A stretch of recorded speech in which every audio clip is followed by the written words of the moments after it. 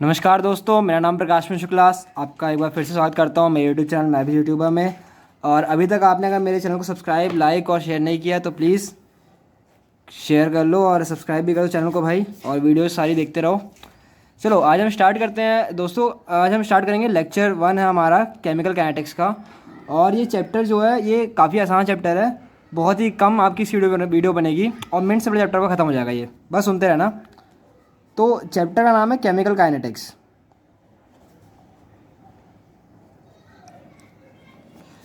समझते चैप्टर में क्या होगा। एक्चुअली बेसिकली चैप्टर डील किससे कर रहा है वो समझेंगे। केमिकल का मतलब है, केमिकल काइनेटिक्स चैप्टर का नाम है हमारे, ठीक है। तो केमिकल काइनेटिक्स का मतलब क्या है कि वो ब्रांच ऑफ केमिस्ट्री जो कि डील कर रही है केमिकल्स की रेट ऑफ रिएक्शन पे, केमिकल्स के रेट पे, ठीक है ना। मतलब स्पीड पे इसका डील करिए। मतलब क्या कहेंगे हम, the branch of chemistry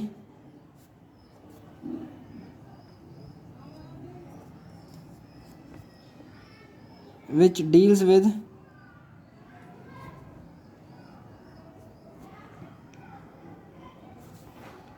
the speed or the rate of chemical reaction। मतलब ये वो ब्रांच है जो कि डील करेगी कि केमिकल रिएक्शंस की स्पीड क्या है और रेट क्या है। देखो गाइस, स्पीड मतलब क्या है। स्पीड का अगर आप देखो, स्पीड का फॉर्मूला क्या होता है। स्पीड होता है distance upon time. Speed is a distance upon time, this is known as speed. Now speed is a distance upon time, मतलब डिस्टेंस को टाइम से डिवाइड करें तो हमारा स्पीड आएगा। सिंपल सी बात है।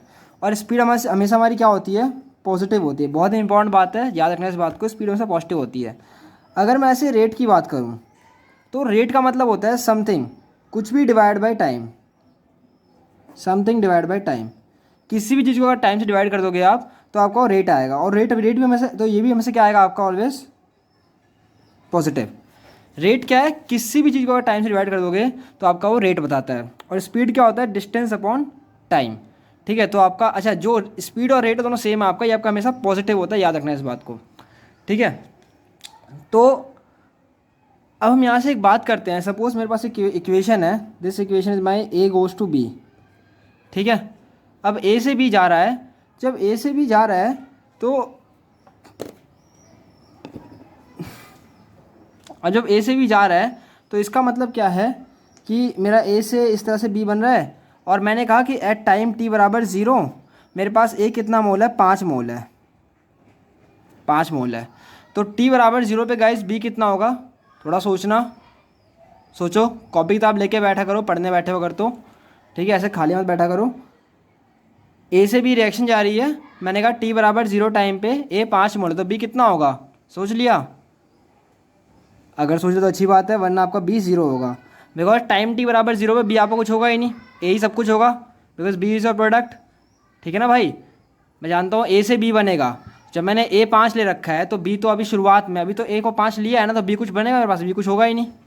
सिंपल सी बात है, ठीक है। तो ए 5 रहेगा और बी आपका 0 रहेगा, ठीक है। ये तो ए मेरा शुरुआत में इतना था। मैंने कहा टाइम, जैसे टाइम थोड़ा बीता तो टाइम टी बराबर टी पे क्या हुआ, मेरा ए में से क्या हुआ, कुछ 4 मोल या 3 मोल टूट गए। ए में से 3 मोल टूट गए। भाई रिएक्शन आगे बढ़ेगी, बी कैसे बनेगा, ए में से कुछ टूटेगा तब जाके बी फॉर्म होगा। तो क्या हुआ, एट टाइम टी बराबर टी पे कुछ टाइम के बाद क्या हुआ, ए में से कुछ 5 में से कुछ 3 मोल टूट गए। जब 5 में से 3 मोल टूटे तो आपको सोचना है, बताओ फटाक से, मेरे को सोचो, दिमाग लगाओ अपना, ऐसे मत सोचो, दिमाग लगाओ अपना कि बी कितना बनेगा। सोचो इस बात को, थिंक अबाउट इट कि बी कितना बनेगा, बी कितना बनना चाहिए। नहीं सोचा, सोचना, जल्दी जल्दी सोचो। बी कितना बनेगा, बी आपका 2 बनेगा, गलत। बी आपका 3 बनेगा। बी आपका 3 बनेगा, क्यों, 5 में से 3 टूटा तो 3 टूटे क्या बनेगा, बी बनेगा। और बी कितना बनेगा फिर, 3 ही बनेगा। भाई 5 में 3 टूटा, 3 बन गया हमारा, जितना टूटा उतना बन गया। और ये बचा कितना फिर, अल्टीमेट टाइम टी बराबर टी पे कितना बचेगा हमारा, ये 2 मोल बचेगा, 2 मोल। अब यहाँ पे इस रिएक्शन को ऐसा समझो आप कि जो रिएक्शन है एक कंटेनर में चल रही है। ए मेरे पास रिएक्टेंट था, टाइम टी बराबर 5 पे, टाइम टी बराबर टी पे 0 पे ए रिएक्टेंट था, उसके 5 मोल थे, ठीक है। और इस रिएक्टेंट में कुछ पानी भरा हुआ था, उसका वॉल्यूम कितना था, वॉल्यूम 1 लीटर था, वॉल्यूम 1 लीटर था, ठीक है।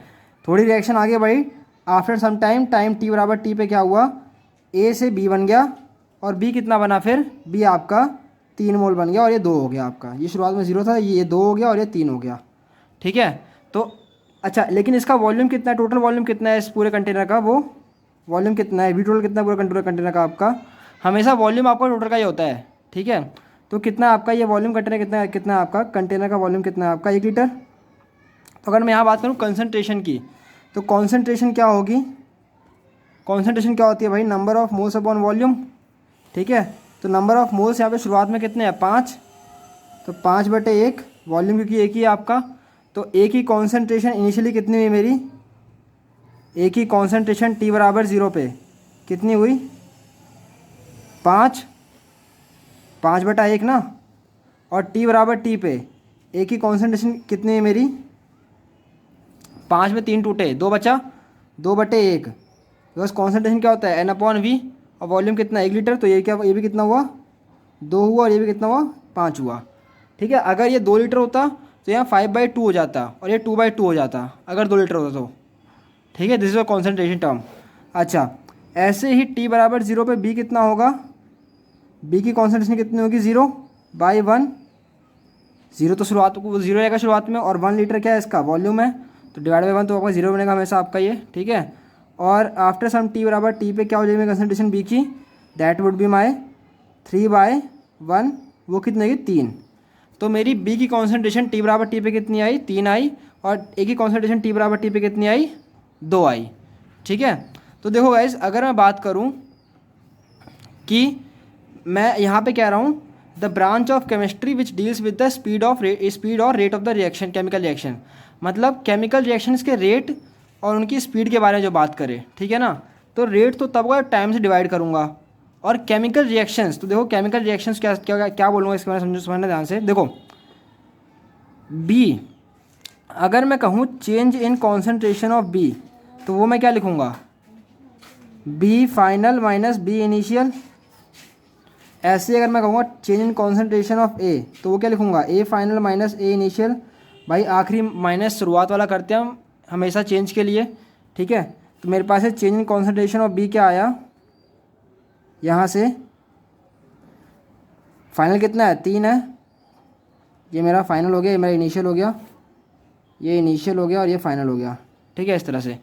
तो मेरा जो change in concentration of B कितना है मेरे यहाँ से 3 - 0, तो वो क्या आया +3, ठीक है। और जो मेरा ए है, ए कितना आया कॉन्सेंट्रेशन चेंज ए में कितना आएगा, ए एफ कितना है आपका, फाइनल कितना है 2, और इनिशियल कितना है -5, 5 है तो -5 जगह से, तो -3 आ जाएगा यहाँ से आपका। तो ए की कॉन्सेंट्रेशन में नेगेटिव आ रहा है और बी की कॉन्सेंट्रेशन में पॉजिटिव आ रहा है, ठीक है। एक बार बहुत ध्यान रखना, ए की कॉन्सेंट्रेशन में नेगेटिव क्यों आ रहा है वो ध्यान सुनो। देखो ए जो मेरा है वो लगातार घट रहा है, 5 से 2 हो गया, तो जो नेगेटिव साइन है ये क्या इम्प्लाई कर रहा है, इट इम्प्लाइज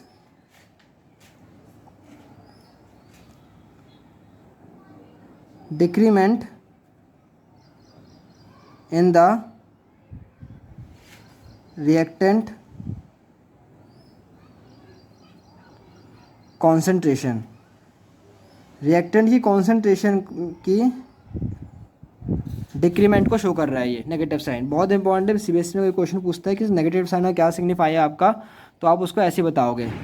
अच्छा, ये पॉजिटिव साइन क्या शो कर रहा है आपका, इट शोज इंक्रीमेंट, कि जो मेरा प्रोडक्ट है उसमें increment in product side, product में इंक्रीमेंट हो रहा है, ये पॉजिटिव साइन मेरा शो कर रहा है। सिंपल सी बात है, ये बहुत सिंपल सी बात है, कोई इतना टफ काम नहीं है इसके अंदर, ओके। तो अगर मैं यहाँ बात करूँ कि अब मैं जानता हूँ कि मेरा डेल भी कितना है, पॉजिटिव थी, और डेल ए कितना है -3। अच्छा, अगर मैं इसको टाइम से डिवाइड करूँ तो मेरा रेट बन जाएगा। रेट क्या होता है, समथिंग बाय टाइम, किसी भी चीज़ को टाइम से डिवाइड कर तो रेट बन जाएगा आपका, सिंपल सी बात है। तो अगर मैं यहाँ पे समथिंग को रख लूँ यहाँ पे change in concentration of B, तो डेल बी और रेट टाइम क्या है, टाइम में कितना चेंज आया, देखो ऐसा टाइम में कितना चेंज आया, फाइनल टी फाइनल हो गया और ये टी फाइनल और ये टी इनिशियल, ठीक है। तो फाइनल कितना है टी और इनिशियल कितना है 0, तो टी माइनस 0, तो डेल टी कितना है आपका यहाँ से, डेल टी कितना है टी माइनस 0, तो डेल टी कितना है टी, इस रिएक्शन के लिए भी वही होगा और इस रिएक्शन के लिए भी वही होगा, देख लो आप इस तरह से यहाँ से टी माइनस 0 टी माइनस दोनों के लिए होगा। तो ये आ गया हमारा डेल टी। ऐसे अगर मैं चाहूँ तो रेट इसके लिए क्या लिखूँगा कि डेल ए, अब डेल ए मेरा कैसा है यहाँ पे, लेकिन ध्यान से डेल ए, ठीक है, अपॉन में डेल टी, लेकिन अच्छा ठीक है सिंपल सी बात है, तो डेल बी कितना है मेरे पास में +3 upon T, because del T कितना है टी है, ये मेरा रेट इसका आ गया, और ये रेट ये डेल ए मेरा क्या है -3 और डेल टी कितना है टी है -3 अपॉन में टी। तो देखो आपका रिएक्टेंट का रेट और प्रोडक्ट का रेट, दोनों का रेट क्या आ रहा है आपका, प्रोडक्ट रेट और रिएक्टेंट रेट दोनों क्या आ रहा है आपका, अगर आप देखो तो इसमें साइन का फ़र्क आ रहा है खाली। तो मैंने आपको बताया था जो रेट होता है हमेशा क्या होता है, एक पॉजिटिव क्वांटिटी होता है, बताया था मैंने आपको, रेट जो हमेशा होता है आपका पॉजिटिव रहेगा, कभी नेगेटिव नहीं होगा आपका। तो इसका मैं मॉड ले लूँगा, तो रेट मेरा यहाँ से कितना आ गया 3/t और यहाँ से मेरा रेट कितना आ गया 3/t, ठीक है, ये बात आई, ठीक है ना। तो मैंने अभी दिया रेट इक्वल टू 3/2 3/t। तो यहाँ मैंने क्या देखा कि रिएक्टेंट का रेट और प्रोडक्ट का रेट, दोनों रेट क्या आ रहा है आपका सेम आ रहा है। तो यहाँ से मैं एक चीज़ लिख सकता हूँ कि rate equals to 3/t equals to 3/t, ठीक है। आओ देखते हैं, तो ये चीज़ लिखता हूँ मैं कि रेट इक्वल्स टू, इन दोनों इक्वेशन लिखता हूँ ना इस तरह से, ऐसे यहाँ से रेट इक्वल्स टू 3/t और रेट इक्वल्स टू 3/t। ये 3/t कहाँ से आया था, del B by del T से, और ये 3/t कहाँ से आया था, del A by del T से, ठीक है। लेकिन एक बात है यहाँ पे आपका, इस माइनस साइन को ख़त्म करने में मैंने मॉड लगाया यहाँ पे, तो इसके लिए आप क्या लाओगे यहाँ पे, एक्चुअल में एक माइनस लगा दोगे शुरुआत में ही, जिससे क्या होगा डेल ए अगर आपका -3 आया तो -3 उस माइनस से मिले क्या हो जाएगा, पॉजिटिव हो जाएगा आपका, ठीक है। तो आपकी रेट की इक्वेशन आई, क्या रेट की इक्वेशन आई आपकी इसके लिए, rate equals to del B upon del T equals to minus of del A upon में डेल टी, ठीक है। अगर नहीं समझ आया तो कोई बात नहीं, फिर भी आप आगे देखो समझ आएगा आपका, आराम से समझ आएगा। देखो एक बार ध्यान से देखो, देखो अगर मैं रेट की यहाँ बात करूँ, जैसे मेरे पास एक इक्वेशन है H2 gas plus I2 gas gives out 2HI, this is my gas, ठीक है। अभी मेरी रिएक्शन बैलेंस आपने देख लिया अच्छे से, ठीक है। तो इसके लिए अगर मैं रेट लिखूँ तो रेट क्या लिखूँगा इसके लिए मैं, अच्छा एक चीज़ बहुत इंपॉर्टेंट, ये मेरा क्या है रिएक्टेंट है and this will be my product, this is reactant this is product. तो इसके लिए रेट क्या लिखूँगा मैं कि रिएक्टेंट है, तो मैंने क्या देखा रिएक्टेंट क्या करता है, कंज्यूम होता है, ख़त्म होता है, तो उसका जो फाइनल माइनस इनिशियल आएगा वो कितना आएगा, नेगेटिव आएगा आपका, है ना भाई। अगर मान लो 5 होगा तो ये ख़त्म हुआ कितना बनेगा, 2 बनेगा, इसमें से कटता है ना सारा प्रोडक्ट तो इसी बनता है ना, 5 होगा तो 2 बनेगा, तो 2 - 5 क्या आएगा -3 आएगा, तो वो नेगेटिव आएगा आपका। तो उस नेगेटिव को ख़त्म करने के लिए हम एक और नेगेटिव डाल देते हैं दहेज में, तो इसका हम क्या लिखेंगे minus del of H2 upon del T equals to minus del of I2 upon del T equals to del of HI। अब यहाँ पॉजिटिव क्यों आया, बिकॉज प्रोडक्ट है आपका ऑलरेडी बन रहा है, ये रिएक्टेंट क्या था खत्म हो रहा था, तो इसलिए नेगेटिव साइन दिखा रहा है। ये नेगेटिव साइन क्या शो कर रहा है, it shows decrease in reactant concentration, reactant की कॉन्सेंट्रेशन में डिक्रीज हो रहा है, तो वो शो कर रहा है ये, ठीक है। और ये पॉजिटिव क्या दिखा रहा है, increase in concentration of reactant, concentration of product, ठीक है। तो del of HI upon del T. अब यहाँ पे आपको एक बात बहुत गौर करने वाली है कि देखो यहाँ पे ऐसा स्टोइकोमेट्रिक कोफिशिएंट क्या है, 1 है। स्टोइकोमेट्रिक कोफिशिएंट कुछ नहीं होता गाइस, खाली बस ये होता है आपका बैलेंस करने के बाद जो नंबर आते हैं आपके, वही होता है स्टोइकोमेट्रिक कोफिशिएंट। तो यहाँ 1 आया, यहाँ भी 1 आया और यहाँ 2 आया। तो इस डेल टी को हम 1 से मल्टीप्लाई कर देते हैं, इस डेल टी को हम 1 से मल्टीप्लाई कर देते हैं I2 के लिए, और यहाँ पे ये 2 आया तो इसको 2 से मल्टीप्लाई कर देंगे, 2 से मल्टीप्लाई कर देंगे। ठीक है, बस इतना ही है, ये आपका रेट होता है। ठीक है, और आगे देखो, आपको समझ आएगा आराम से, टेंशन मत लो इस चीज़ की। आगे देखो आप, जैसे मैं वो कह रहा है इस इक्वेशन के लिए रेट लिखो, N2 gas plus H2 gas gives out NH3 gas. ठीक है, write down the rate of reaction.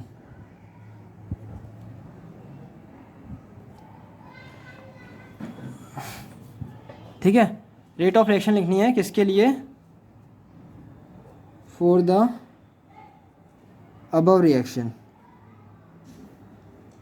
जो ऊपर रिएक्शन दिख रही है आपको, इसके लिए हमें रेट ऑफ रिएक्शन लिखनी है। ठीक है, तो सबसे पहला जो इंपॉर्टेंट स्टेप है वो क्या आपका, पहले first is balance the reaction, reaction को बैलेंस करो। तो N2 gas, H2 gas, ammonia gas. ठीक है, इसको बैलेंस कर लेते हैं। तो H2 कितना, 2, N2 2 है, तो यहाँ पे 2 कर दिया भाई, बैलेंस करना, बैलेंस तो आते होगा शायद से, 3H2 हो गया। ठीक है, सिंपल बात हो गई यहाँ पे। तो आ जाओ, तो इसका स्टोइकोमेट्री क्या हुआ फिर, स्टोइकोमेट्री कुछ नहीं है, it is just stoichiometric coefficient nothing but it is the number after balancing. तो इसका 1 हो गया, 3 हो गया, इसका 2 हो गया, ख़त्म, ये आपकी स्टोइकोमेट्री हो गई। तो let's write down the rate. तो रेट क्या होगा इसके लिए मेरा, माइनस डेल ऑफ N2, क्यों, बिकॉज ये रिएक्टेंट में तो इसके लिए माइनस आएगा, यहाँ पे 1 है इसके लिए, तो 1 del T equals to minus del of H2 upon del T. यहाँ पे 3 है तो 3 से मल्टीप्लाई डेल टी हो जाएगा, ख़त्म। ठीक है, माइनस क्यों आ रहा है समझ आ रहा है ना, बिकॉज ऑफ द फैक्ट कि H2 ख़त्म हो रहा है, रिएक्टेंट वाला है इसलिए। फिर डेल ऑफ अमोनिया, अब भी ना समझ आए तो भाई दिक्कत है कहीं ना कहीं तुम्हारे भेजो में। ठीक है, इलाज करो, पतंजलि कोरोनिल खाओ, हेल्प करती है वो। तो अपॉन में 2 इंटू डेल टी। ठीक है ना, ये हो गया। और पॉजिटिव क्या शो कर रहा है कि ये बढ़ रहा है, हमारा अमोनिया बढ़ रहा था, हमारा प्रोडक्ट है ना, तो बढ़ेगा वो, ये हो गया हमारे पास में। ठीक है, ये हमने इस तरह लिख दिया। अब यहाँ जो चीज़ें लिखी हुई है, अब जैसे यहाँ पे क्या रहा है, लिखा हुआ है rate of disappearance of N2, exam में ऐसे ऐसा लिखा होता है। ठीक है, rate of disappearance of H2, rate of appearance of ammonia. तो इसका मतलब क्या है, ध्यान सुनना, डिसअपियरेंस मतलब गायब होना। ठीक है, तो N2 किस रेट से गायब हो रहा है, तो रेट मतलब something upon time divide division, वो रेट होता है। तो N2 ये हो गया हमारा, तो इसकी रेट क्या है गायब होने की, डिसअपियरेंस मतलब क्या है, इसका मतलब क्या है कि माइनस डेल N2 अपॉन में डेल टी, मतलब मेरे को ये निकालना है इसका मतलब, ध्यान सुनना इस बात को। ठीक है, अब H2 के देख लो, तो माइनस डेल H2 अपॉन में डेल टी। हाँ ठीक है ना, माइनस डेल H2 अपॉन में डेल टी। कोई कह रहा होगा सर 3 क्यों नहीं लिखा, भाई 3 हमारा रेट में नहीं आ रहा। ठीक है ना, हमारा जो rate of disappearance of H2 वो खाली इतना ही है बस, this is rate of disappearance of H2, यही है rate of disappearance of H2, और कुछ नहीं है। ठीक है, और ये हमारा rate of disappearance of N2 है। अब कह रहा है rate of disappearance of ammonia, तो बताओ ये क्या होगा, तो देख लो, ये होगा आपका इतना अपीयरेंस वाला पार्ट, ये 2 इसमें भी नहीं आएगा। ठीक है, तो डेल ऑफ अमोनिया अपॉन में डेल टी, नेगेटिव मतलब डिसअपियरेंस, पॉजिटिव मतलब अपीयरेंस, बाकी स्टोइकोमेट्रिक कोफिशिएंट्स के अंदर नहीं आएंगे आपके। ठीक है, क्लियर। आज के लिए इतना ही भाई। ठीक है, अगली वीडियो में मिलते हैं, इसमें आगे बात करेंगे। ठीक है ना, चैप्टर ख़त्म होगा हमारा ऐसे ही धीरे धीरे, आगे इसके ऊपर न्यूमेरिकल लगाएंगे हम। ठीक है, तो चैनल सब्सक्राइब कर लो, और क्या भाई, इसका क्या भीख मांगो बताओ, ख़त्म करते हैं इसको यहीं पे। बाय।